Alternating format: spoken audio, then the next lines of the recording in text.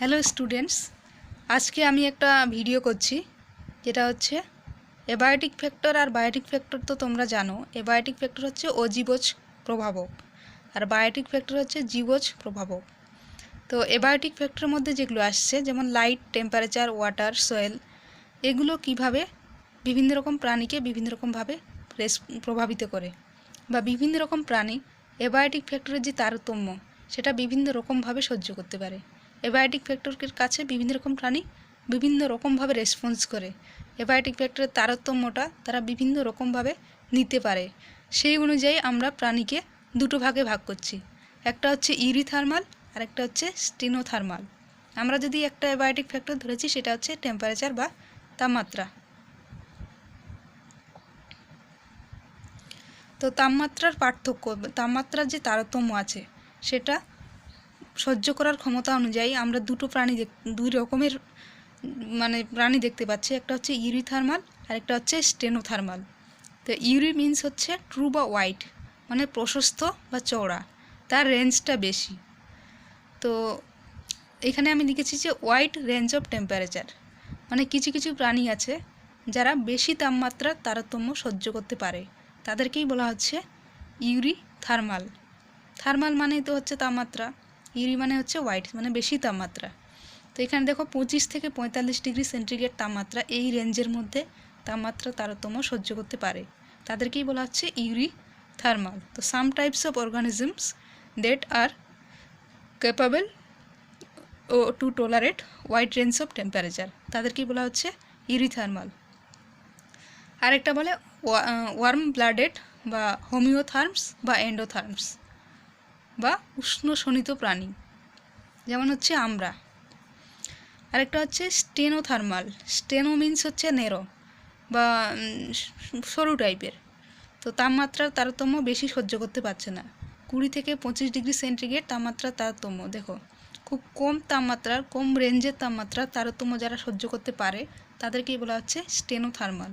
তো ওই জন্য বলা হচ্ছে রেস্ট্রিক্টেড টু নেরো রেঞ্জ। তো some types of organisms that are not capable to tolerate the wide range of temperature, or they are capable to narrow range of temperature, to tolerate narrow range of temperature, তাদেরকেই বলা হচ্ছে stenothermal বা cold blooded বা পয়কিলোথার্মিক বা অ্যাক্টোথার্মস, মানে তারা হচ্ছে শীতল শোণিত প্রাণী। বিভিন্ন সাপ ব্যাঙ জাতীয় প্রাণীরা হচ্ছে শীতল শোণিত প্রাণী। এরপরে আরেকটা অ্যাবায়োটিক ফ্যাক্টর আসছে, সেটা হচ্ছে ওয়াটার।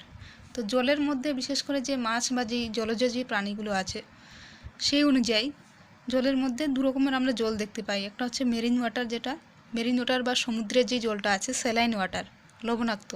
আর স্বাদু জলে নদী বা পুকুরে যে পানিটা পাওয়া যায় সেটা হচ্ছে মিষ্টি জল।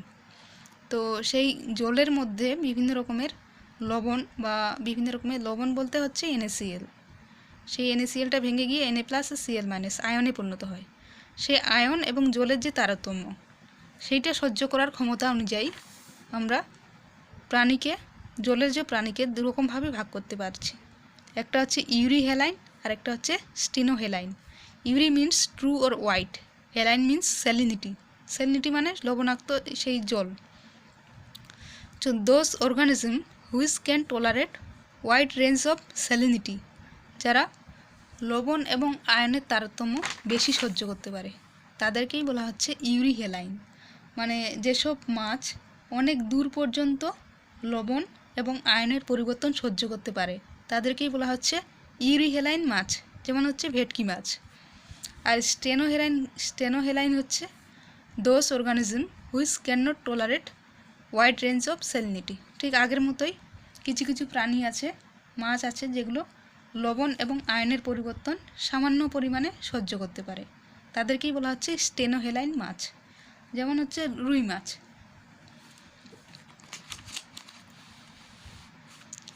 এরপরে আমরা যেটা আসছি প্রসেস, মানে সয়েল,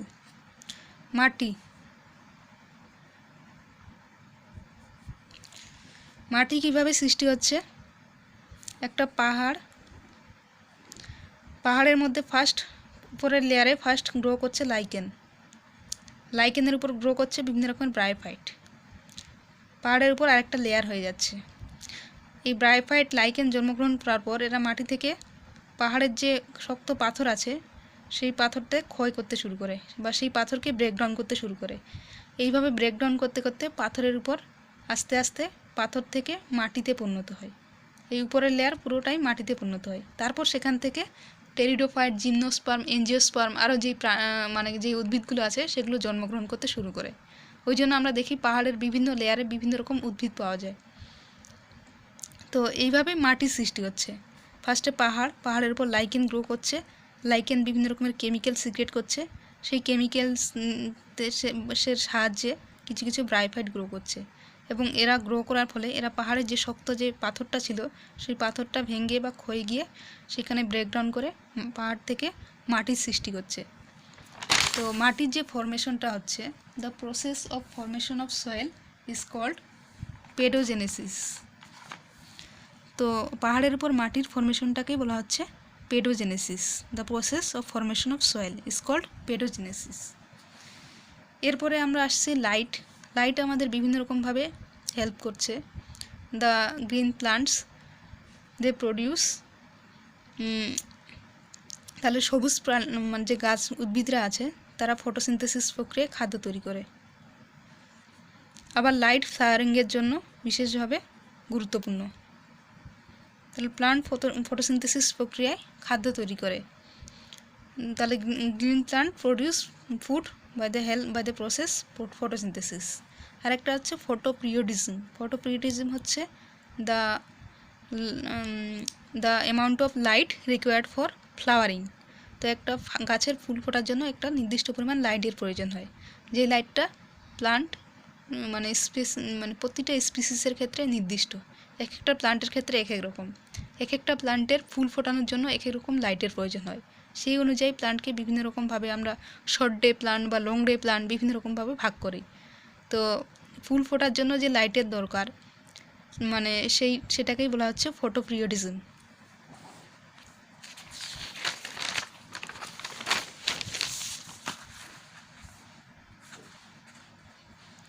এরপর আমরা আসছি রেসপন্স টু অ্যাবায়োটিক ফ্যাক্টরস। এই গ্রাফটা আমি আগের দিন পড়িয়েছিলাম। তো কিছু কিছু আছে এক্সটার্নাল লেভেল, কিছু কিছু আছে ইন্টারনাল লেভেল। এক্সটার্নাল লেভেল যে বাহ্যিক তাপমাত্রা বা বিভিন্ন রকমের অ্যাবায়োটিক ফ্যাক্টরগুলো আছে সেগুলো ইন্টারনাল লেভেলকে কিভাবে প্রভাবিত করছে সেই অনুযায়ী আমি যদি একটা গ্রাফ প্লট করি তো গ্রাফে আমি দেখতে পারবো যে বাহ্যিক যে প্রভাবকগুলো আছে সেগুলো অভ্যন্তরীণ প্রভাবককে, বাহ্যিক প্রভাবের পরিবর্তন হলেও অভ্যন্তরীণ প্রভাবের পরিবর্তন হয় না কিছু কিছু প্রাণীর ক্ষেত্রে। তাদেরকে বলা হচ্ছে রেগুলেটর বা নিয়ন্ত্রক।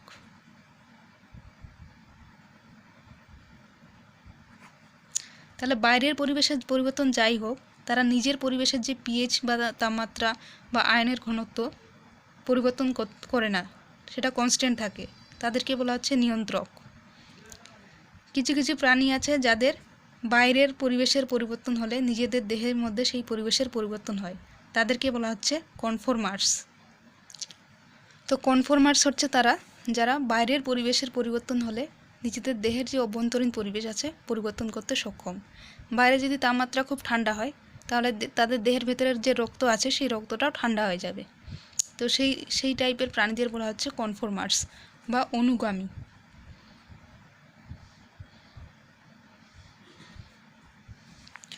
আর কিছু কিছু প্রাণী আছে যারা কিছুটা পার্শিয়াল মানে কিছুটা রেগুলেটর, কিছুটা রেগুলেট করতে পারে, কিছুটা কনফর্মার মতো কাজ করে। লাইফের কোনো একটা স্টেজে তারা বাইরের পরিবেশের পরিবর্তন হলে তাদের দেহের পরিবেশের পরিবর্তন হয়, তাহলে তারা কিছুটা কনফর্মারের মতো কাজ করছে। তারপর লাইফের কোনো একটা স্টেজে দেখা যাচ্ছে তারা রেগুলেটরের মতো নিয়ন্ত্রণ করতে পারছে, তাই তাদের বলা হচ্ছে পার্শিয়াল রেগুলেটর বা আংশিক নিয়ন্ত্রক।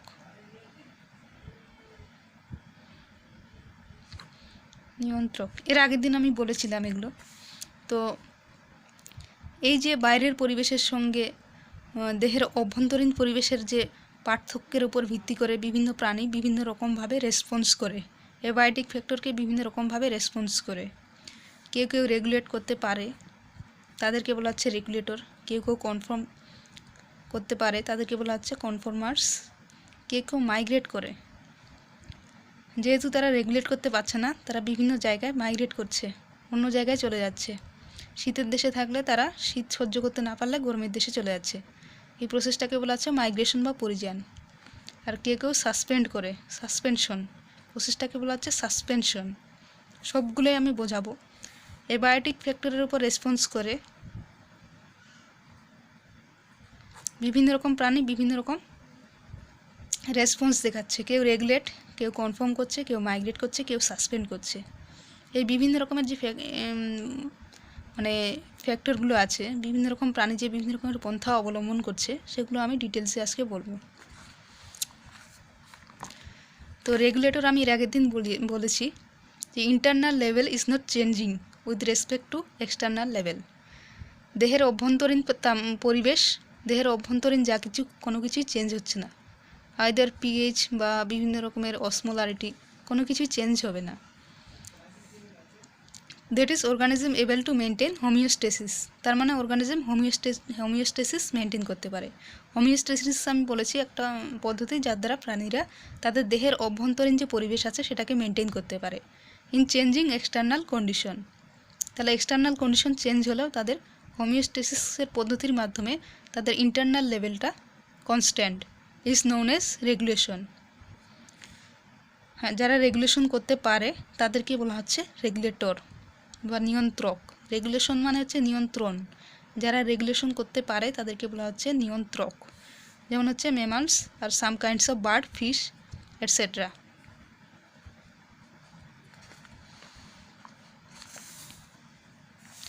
আরেকটা হচ্ছে এন্ডোথার্মস। এন্ডোথার্মস আমি ওইদিকে পড়িয়েছিলাম। এন্ডোথার্মস হচ্ছে those organisms which can tolerate wide range of temperature. যারা তাপমাত্রার বেশি তাপমাত্রার তারতম্য সহ্য করতে পারে তাদেরকে বলা হচ্ছে endotherms. And the process is called thermoregulation. যারা বেশি তাপমাত্রার তারতম্য সহ্য করতে পারে সেই প্রসেসটাকে বলা হচ্ছে, যে পদ্ধতির মাধ্যমে, সেই প্রসেসটাকে বলা হচ্ছে থার্মোরেগুলেশন। যারা থার্মোরেগুলেশন করতে পারে তাদেরকে বলা হচ্ছে এন্ডোথার্ম। থার্মোরেগুলেশন মানে তাপ নিয়ন্ত্রণ পদ্ধতি। হোমিওস্টেসিসের মধ্যে একটা পদ্ধতি হচ্ছে থার্মোরেগুলেশন, তাপ নিয়ন্ত্রণ পদ্ধতি। আরেকটা হচ্ছে osmoregulation, regulation salt and water inside the body. কীভাবে দেহের মধ্যে বিভিন্ন রকমের সল্টটা ভেঙে গিয়ে বিভিন্ন রকমের আয়নে পরিণত হয়। তো salt and water inside the body. তো এর আগে আমাদের জানতে হবে অসমোসিস। অসমোসিসটা জানো? From higher consent. অসমোসিস হচ্ছে অর্ধবেদ্য পদ্মা দ্বারা পৃথক করা দুটি অসম ঘনত্বর যদি দ্রবণ থাকে, তাহলে বেশি ঘনত্বের দ্রবণ থেকে কম ঘনত্বের দ্রবণটা প্রবেশ করবে বেশি ঘনত্ব থেকে কম ঘনত্বের দিকে, প্রবেশ করে সমঘনত্বে পরিণত হবে, মানে higher concentration to lower concentration.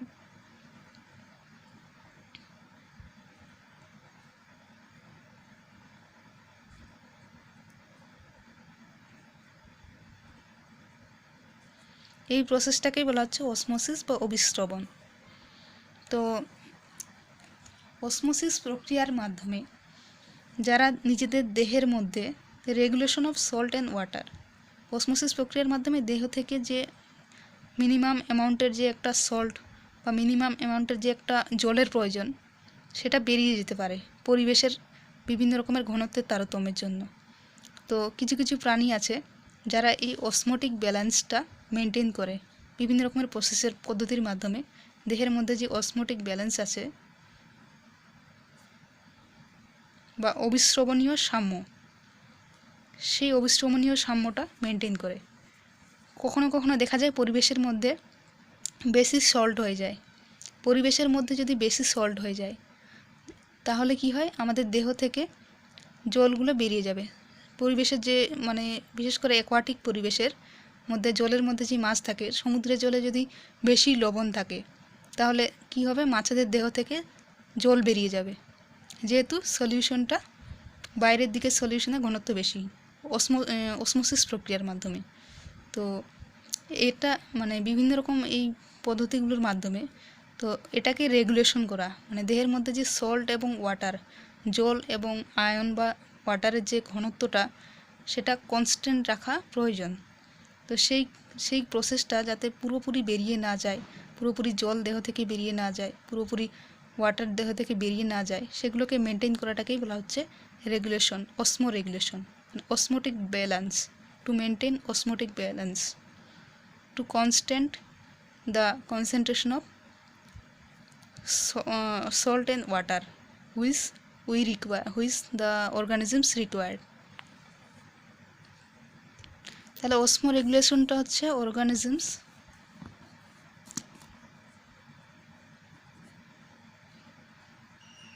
are able to maintain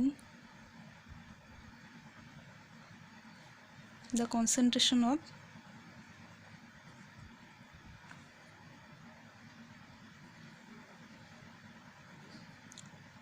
salt and water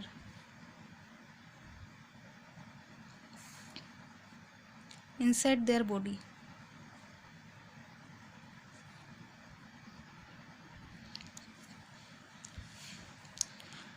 তাদের দেহের মধ্যে যে লবণ এবং জলের সেই সাম্যটা বজায় রাখতে পারে, সেই প্রসেসটাকেই বলা হচ্ছে অসমো রেগুলেশন। আমরা দুরকম মাছের অসমো রেগুলেশন দেখব। তো osmoregulation in aquatic animals, specially in fish. তো মাছেদের ক্ষেত্রে মাছেরা তো অ্যাকোয়াটিক অ্যানিমেলস, তো অ্যাকোয়াটিক মাছেদের অসমো রেগুলেশনটা আমরা দেখব। তো আমরা দুরকম জল দেখতে পাই, একটা হচ্ছে স্বাদু জল, যেটাকে বলছি ফ্রেশ ওয়াটার, নদী বা পুকুরের যে জলটা হচ্ছে সেটা হচ্ছে ফ্রেশ ওয়াটার, আর একটা হচ্ছে মেরিন ওয়াটার বা স্যালাইন ওয়াটার, যেটা হচ্ছে সমুদ্রের জল। তো ফ্রেশ ওয়াটার এনভায়রনমেন্ট যদি আমরা স্বাদু জলের ক্ষেত্রে দেখতে পাই, তো স্বাদু জলের ক্ষেত্রে জলটা কিন্তু মিষ্টি জল। তো মিষ্টি জলে থাকবে low salt concentration, salt concentration is very less with respect to high salt concentration. তাহলে যেই অর্গানিজমটা আছে তার দেহের মধ্যে যে সল্ট কনসেন্ট্রেশনটা আছে বেশি থাকে, কিসের তুলনায়? তার পারিপার্শ্বিক পরিবেশ, যে জলের মধ্যে যে সল্ট কনসেন্ট্রেশনটা আছে সেখানে কিন্তু বেশি আছে। তো আমরা অসমোসিস প্রক্রিয়া জানি, অবিশ্রবণ প্রক্রিয়ায় বেশি কনসেন্ট্রেশন, হাই কনসেন্ট্রেশন থেকে লো কনসেন্ট্রেশনের দিকে যাবে। তো এখানে যেহেতু হাই সল্ট কনসেন্ট্রেশন আছে, তাই দেহ থেকে কিছু সল্ট বেরিয়ে যাবে আর দেহের মধ্যে জল প্রবেশ করবে। তো মাছেরা কি চাইবে? মাছেরা চাইবে তাদের দেহের মধ্যে যে যতটা পরিমাণ মানে তাদের প্রয়োজন লবণ, ততটা পরিমাণ কনস্ট্যান্ট রাখতে। তার জন্য তারা বিভিন্ন রকম পন্থা অবলম্বন করবে। তাদের বিভিন্ন রকম অভিযোজনগত বৈশিষ্ট্য থাকবে, বৈশিষ্ট্য আসবে তাদের মধ্যে, যার দ্বারা তারা নিজেদের দেহের যে সল্ট, সেই সল্টটা যাতে অবিশ্রবণ প্রক্রিয়ায় পুরোপুরিভাবে বেরিয়ে না যায়, কিছু যতটা তাদের দরকার ততটা তাদের দেহের মধ্যে যেন থেকে যায়, তার জন্য তারা বিভিন্ন রকমের পন্থা অবলম্বন করবে। তো তার মধ্যে একটা হচ্ছে স্কেল বা আঁশ। কিছু কিছু মাছেরা কি করে, আঁশের সাহায্যে তাদের দেহ থেকে যেই লবণটা আছে সেই লবণটা যাতে জলে দ্রবীভূত হয়ে পুরোপুরি দেহ থেকে বিভিন্ন প্রক্রিয়ার মাধ্যমে বেরিয়ে না যায়, তো আঁশটা কি করে প্রতিরোধ করে দেহ থেকে লবণটা বেরিয়ে যাতে না যায়, বেরিয়ে যাওয়া থেকে প্রতিরোধ করে। তাহলে স্কেলের একটা কাজ হলো। আরেকটা হচ্ছে ডু নট ড্রিঙ্ক ওয়াটার। তো মাছেরা, স্বাদু জলের মাছেরা জল খায় না, কারণ জল খেলে কি হবে, জল খেলে জলের মধ্যে লবণটা গুলে যাবে, গুলে গিয়ে সেই লবণ বিভিন্ন প্রক্রিয়ার মাধ্যমে দেহ থেকে বেরিয়ে যেতে পারে। অসমোসিস প্রক্রিয়ার মাধ্যমে বা আরও বিভিন্ন রকমের প্রক্রিয়ার মাধ্যমে দেহ থেকে লবণটা বেরিয়ে যাবে। তাদের কাজ হচ্ছে দেহের মধ্যে লবণের কনসেন্ট্রেশনটা কনস্ট্যান্ট থাকে।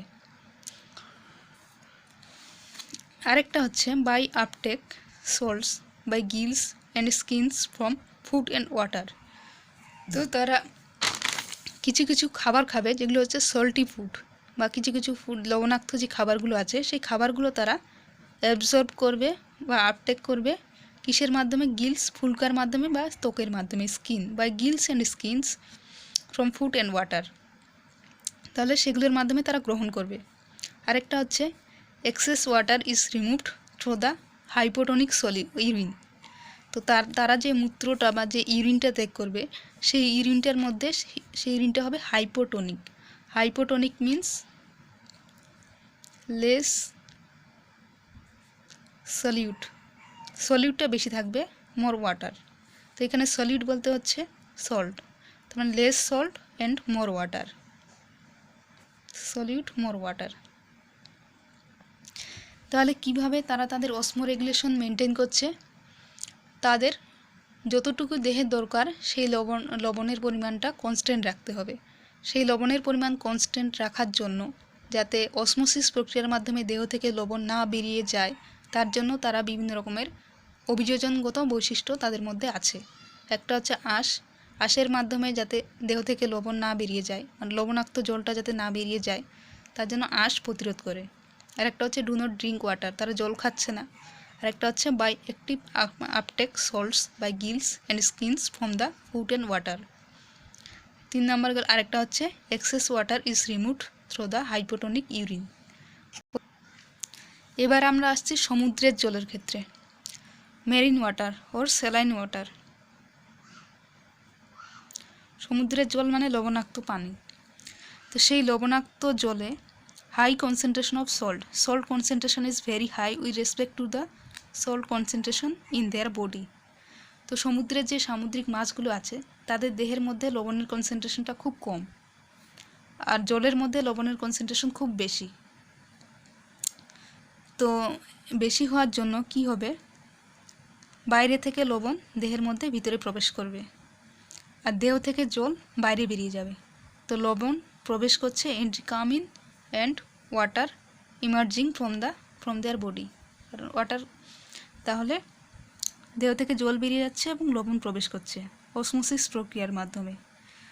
তো তারা চাইবে কি, তাদের দেহের মধ্যে যতটুকু লবণ দরকার ততটুকুই থাকবে, তার বেশি থাকবে না, এবং দেহ থেকে যতটুকু জল দরকার ততটুকুই থাকবে।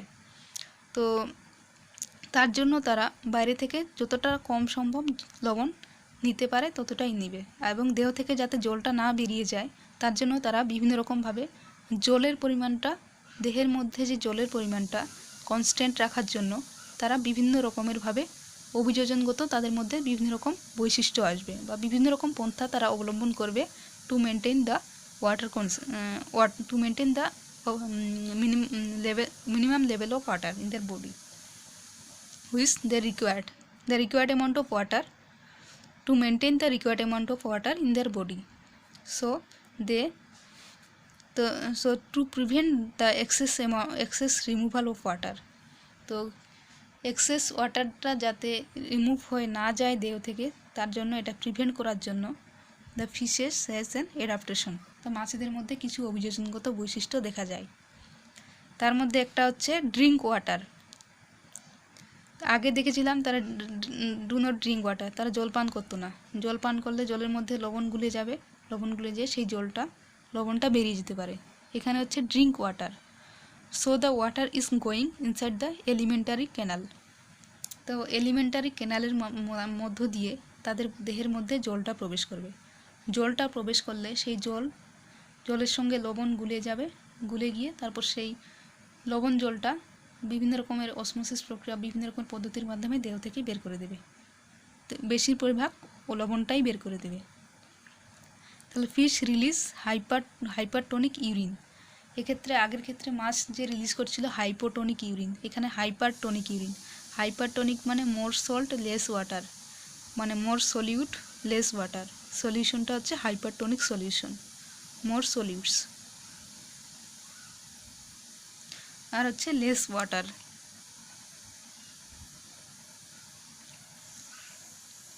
তো ফিশ হাইপারটোনিক মানে যাতে দেহ থেকে বেশি পরিমাণে লবণ বেরিয়ে যায় আর জলটা যেন ঠিকঠাক থাকে, তার জন্য কম জল নির্গত করবে, কারণ এমনিতেই তাদের দেহ থেকে জলটা বেরিয়ে যাবে। যেহেতু পরিবেশের বিভিন্ন ঘনত্বের কনসেন্ট্রেশনের জন্য তাদের দেহ থেকে এমনিতেই জলটা বেরিয়ে যাবে। সেই জল বেরিয়ে না যাওয়ার জন্য তারা যে ইউরিনটা, যে মূত্রটা ত্যাগ করবে, সেই মূত্রটা হবে হাইপারটোনিক বা অতিসারক, মানে বেশি লবণ কম জল।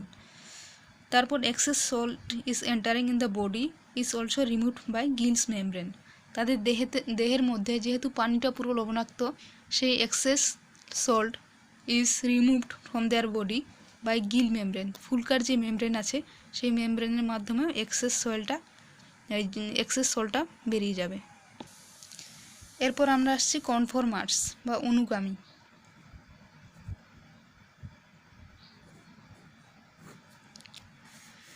কনফর্মার্স হচ্ছে they are not able to regulate constant internal environment. তো তারা রেগুলেট করতে পারে না। বাইরের পরিবেশের তাপমাত্রার পরিবর্তন ঘটলে তাদের নিজের দেহের তাপমাত্রার বা আরও বিভিন্ন ফ্যাক্টরের পরিবর্তন হয়। তো they fail to maintain the constant internal environment. বাইরের প্রভাবের পরিবর্তন হলে দেহের প্রভাবেরও পরিবর্তন হয়। তাহলে they fail to maintain the homeostasis পদ্ধতিটা তারা মেনটেন করতে পারে না। এক্সাম্পল হচ্ছে প্লান্টস আর ইনভার্টিব্রেটস। বেশিরভাগ প্লান্ট আর ইনভার্টিব্রেটদের মধ্যে হচ্ছে কনফর্মার্স। ম্যাক্সিমাম 90% প্রাণী হচ্ছে কনফর্মার্স, 90 থেকে 99। তো why the number of conformers are so high as compare to the regulators. তো কনফর্মার্সের সংখ্যাটা সবথেকে বেশি কেন রেগুলেটরসদের থেকে? কারণ because the process of regulators needs high energy.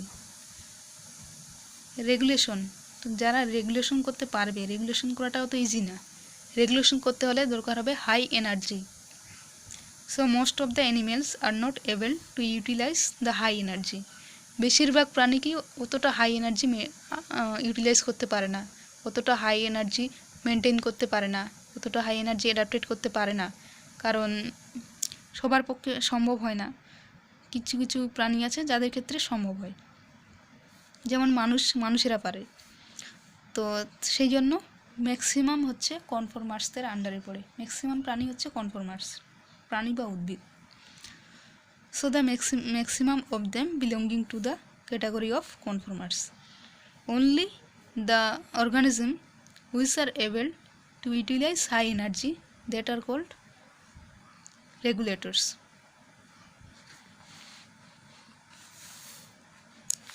এরপর হচ্ছে মাইগ্রেশন। মাইগ্রেশন মানে হচ্ছে পরিযান। তো পরিযান মানে হচ্ছে migrating from original habitat to another place. মানে কোনো অস্বস্তিকর পরিবেশে যদি অধিক তাপমাত্রা বা অধিক শৈত্য থাকে, তো সেখান থেকে তুলনামূলকভাবে কোনো আরামদায়ক পরিবেশে জীবের যে সাময়িক গমন, সেই গমনকেই বলা হচ্ছে পরিযান। যেমন হচ্ছে Siberian birds, the migrating from original habitat. আমাদের যে অরিজিনাল বাসস্থান আছে, সেই বাসস্থান থেকে কিছু দূরে অন্য স্থানে গিয়ে কিছু সময়ের জন্য থাকার জন্য, সেটাকেই বলা হচ্ছে পরিযান। যখন কোনো খুব ঠান্ডা মানে আনফেভারেবল কন্ডিশন, হ্যাবিটেটের মধ্যে যেই এনভায়রনমেন্টটা আছে, সেই এনভায়রনমেন্টটা যদি আনফেভারেবল হয়, সেখানে যদি বেঁচে না থাকার মতো উপযুক্ত না হয়, তাহলে সেখানকার প্রাণীরা কিছু সময়ের জন্য বা কিছু ঋতুতে অন্য জায়গায় গিয়ে থাকে, কিছু সময়ের জন্য অন্য জায়গায় গিয়ে বসবাস করে, গিয়ে আবার পরিবেশ চেঞ্জ হলে আবার চলে আসে। তো এই ঘটনাটাকেই বলা হচ্ছে পরিযান। যেমন হচ্ছে সাইবেরিয়ান বার্ডস, সাইবেরিয়ার কিছু পাখি migrate to Keoladeo National Park of Rajasthan to avoid extreme cold condition. তো যখন খুব ঠান্ডা হয়, সাইবেরিয়া খুব এক্সট্রিম কোল্ড, তো সেখানে ঠান্ডার প্রাণীরা, পাখিরা, তারা কি করে, রাজস্থানের যে একটা ন্যাশনাল পার্ক আছে, কিওলাডা ন্যাশনাল পার্ক, সেই ন্যাশনাল পার্কে গিয়ে তারা ওই শীতের সময়টা থাকে, কারণ সেখানে এতটাই ঠান্ডা থাকে যে তারা বাঁচতে পারবে না। এই ঘটনাটাকেই বলা হচ্ছে পরিযান। তো পরিযানের উপর ডিপেন্ড করে কিছু কিছু প্রাণী আমরা দেখতে পাই, কিছু কিছু মাছ, তাদেরকে বলা, একটা ক্যাটাগরি হচ্ছে এনাড্রোমাস আর একটা ক্যাটাগরি হচ্ছে ক্যাটাড্রোমাস। তো এনাড্রোমাস হচ্ছে যেসব সামুদ্রিক মাছ ডিম পাড়ার সময় সমুদ্র থেকে নদীর স্বাদু জলে প্রবেশ করে এবং ডিম ছাড়ার পর পুনরায় সমুদ্রে ফিরে আসে, তাদেরকে বলা হচ্ছে এনাড্রোমাস। মানে ডিম পাড়ার সময় হলে তারা সমুদ্রে গিয়ে ডিম পাড়ে, ডিম পাড়া হয়ে গেলে আবার সমুদ্র থেকে নদীতে চলে আসে। যেমন হচ্ছে ইলিশ মাছ, স্যালমন মাছ, এগুলো হচ্ছে এনাড্রোমাস। আর ক্যাটাড্রোমাস হচ্ছে যেসব মাছ কোনো জৈবিক কারণে, অন্য কোনো কারণে নদী থেকে সমুদ্রে যায়, তাদেরকে ক্যাটাড্রোমাস বলে। যেমন হচ্ছে ইল মাছ। তো কোনো জৈবিক কারণে নদী থেকে যদি সমুদ্রে যায়, তাদেরকে বলা হচ্ছে ক্যাটাড্রোমাস। আর এনাড্রোমাস হচ্ছে ডিম পাড়ার সময় হলে সমুদ্র থেকে নদীতে যাচ্ছে এবং ডিম ছাড়ার পর পুনরায় আবার সমুদ্রে ফিরে আসে, তাদেরকে বলা হচ্ছে এনাড্রোমাস। তাহলে মাইগ্রেশনটা হলো। এরপর আসছে সাসপেনশন। সাসপেনশন হচ্ছে is a technique by which metabolic activity becomes slow.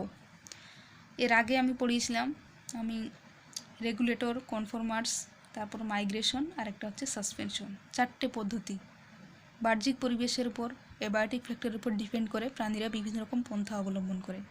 বিভিন্ন রকমভাবে তারা নিজেদের ইন্টারনাল এনভায়রনমেন্টকে মেনটেন করে বেঁচে থাকার জন্য, বা ইন্টারনাল পরিবেশটাকে মেনটেন করার জন্য তারা বিভিন্ন কিছু করে। সবাই যারা রেগুলেটর তাদের কোনো কিছু হয় না, বাট যারা রেগুলেটর বাদে বাকি যেগুলো আছে কনফর্মার্স বা তারা বিভিন্ন রকম পন্থা অবলম্বন করে তাদের ইন্টারনাল এনভায়রনমেন্ট, তাদের নিজেদেরকে বাঁচিয়ে রাখার জন্য। তো আরেকটা হচ্ছে সাসপেনশন। তো suspension is a technique by which the metabolic activity becomes slow. তো সাসপেনশন হচ্ছে এমন একটা পদ্ধতি যার দ্বারা মেটাবলিক অ্যাক্টিভিটিটা বিকামস স্লো হয়ে যাবে, আস্তে আস্তে কমে যাবে। মেটাবলিক অ্যাক্টিভিটি হচ্ছে কোনো খাবার খেলাম, সেই খাবারটা ব্রেকডাউন হওয়ার পর সেখান থেকে এনার্জি পাওয়া গেল, এই প্রসেসটা হচ্ছে মেটাবলিক এনার্জি। বিপাকীয় যে ক্রিয়া, সেই বিপাক ক্রিয়াটা বিকামস স্লো, আস্তে আস্তে কমে যাবে। এই পদ্ধতিটাকে বলা হচ্ছে সাসপেনশন। সাসপেনশনের মধ্যে একটা হচ্ছে হাইবারনেশন বা শীতঘুম। তো শীতঘুম বলতে কি বোঝায়? The process by which organisms can avoid, বা মানে হচ্ছে শীতঘুম হচ্ছে the process by which organism can avoid the unfavourable winter condition. তো শীতকালে আমরা দেখতে পাই যে সাপ, ব্যাঙ প্রভৃতি যে শীতল শোণিত যে প্রাণীগুলো আছে তাদের দেহের তাপমাত্রা শীতকালে কমে যায় এবং তাদের যে বিপাকীয় কার্য, মেটাবলিক যে অ্যাক্টিভিটি পুরোপুরি স্লো হয়ে যায় বা স্তব্ধ হয়ে যায় বললেই চলে। তো শীতকালীন প্রাণীদের এই রূপ নিশ্চল অবস্থাকে বলে শীতঘুম বা হাইবারনেশন। যেমন হচ্ছে ফ্রগ আর হামিং বার্ড। তো that time their metabolic activity becomes very slow. আরেকটা হচ্ছে সামার স্লিপ বা aestivation, the process by which the organisms can avoid the unfavourable summer condition. তো এটা গ্রীষ্মকালীন ঘুম। খুব যখন গরম হয় বা অনেক প্রাণীরা যারা উচ্চ তাপমাত্রা বা শুষ্ক তাপমাত্রায় বিভিন্ন পরিবেশে নিষ্ক্রিয় অবস্থায় থাকে, এই প্রক্রিয়াকে এস্টিভেশন বলে। যেমন হেলিক্স, একাটিনা প্রভৃতি স্থল শামুক, এদেরও ওই মেটাবলিক রেটটা স্লো হয়ে যায়, যার ফলে তারা সামার স্লিপ বা এস্টিভেশন প্রদর্শন করতে পারে।